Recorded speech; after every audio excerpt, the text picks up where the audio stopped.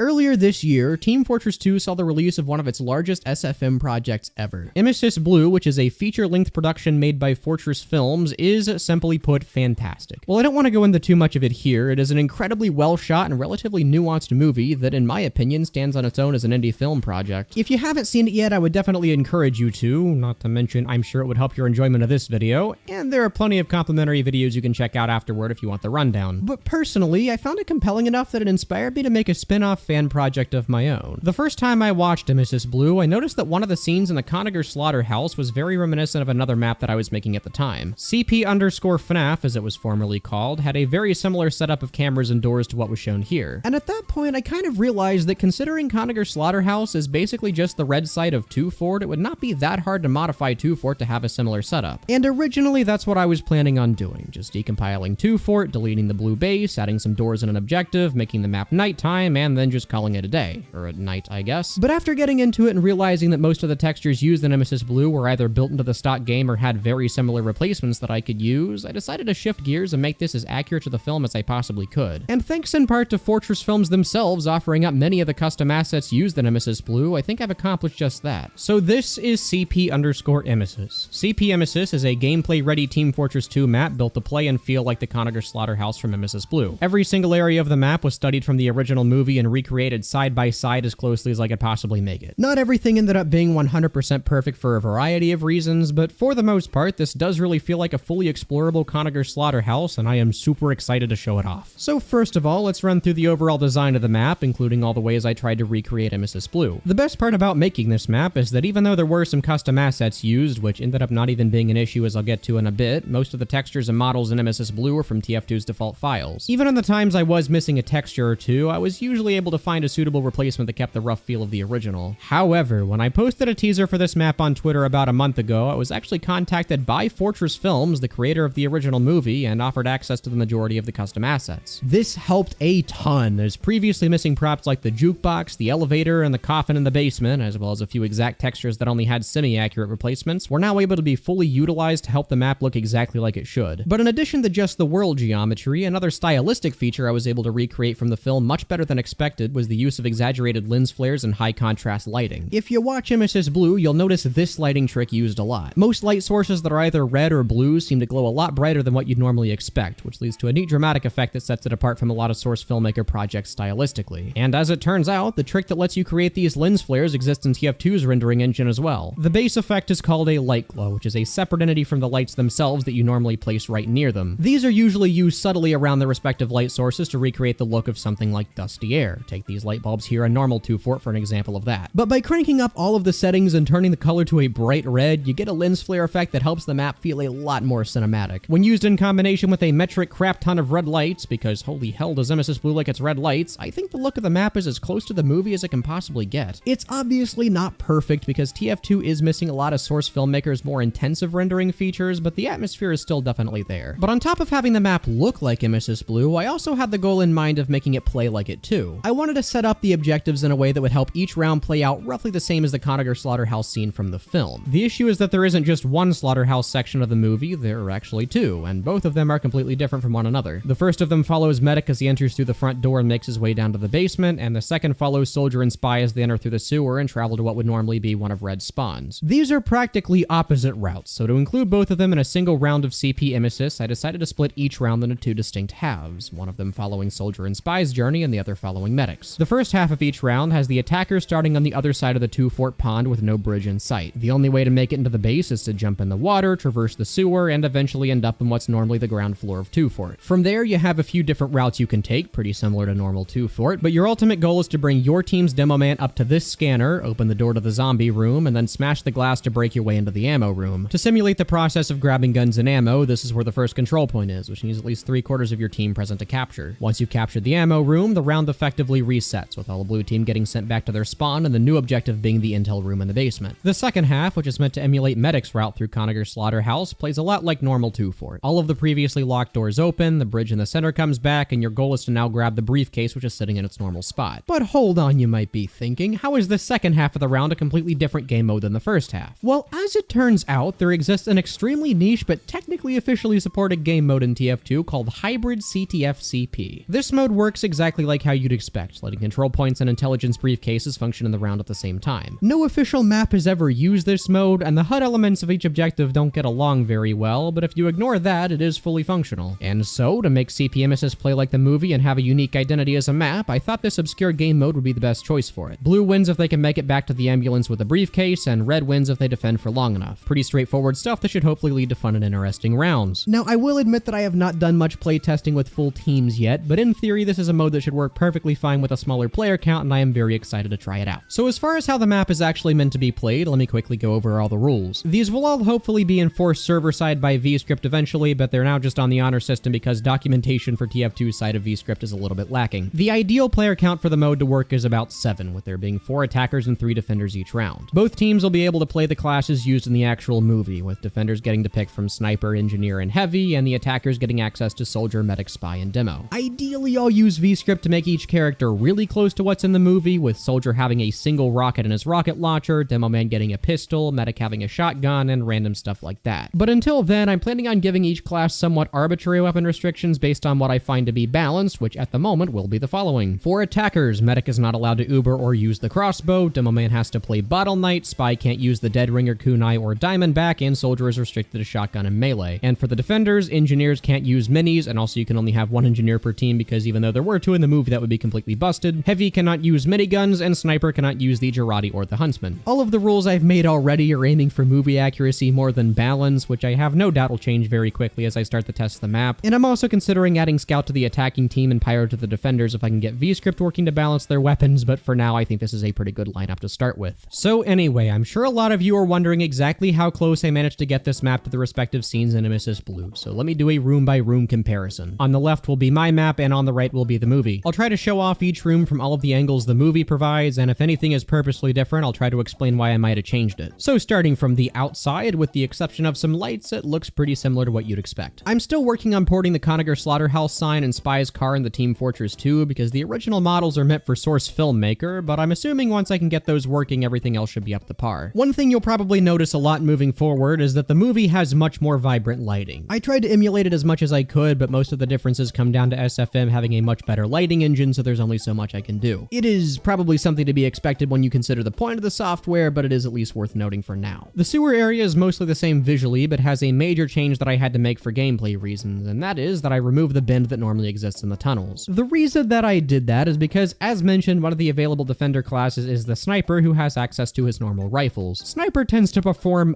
quite well when holding this angle, so I very quickly realized that there would be some problems. In the movie, Soldier has a bulletproof vest on and then took out the Sniper with a single rocket. In TF2, the interaction ends more like this.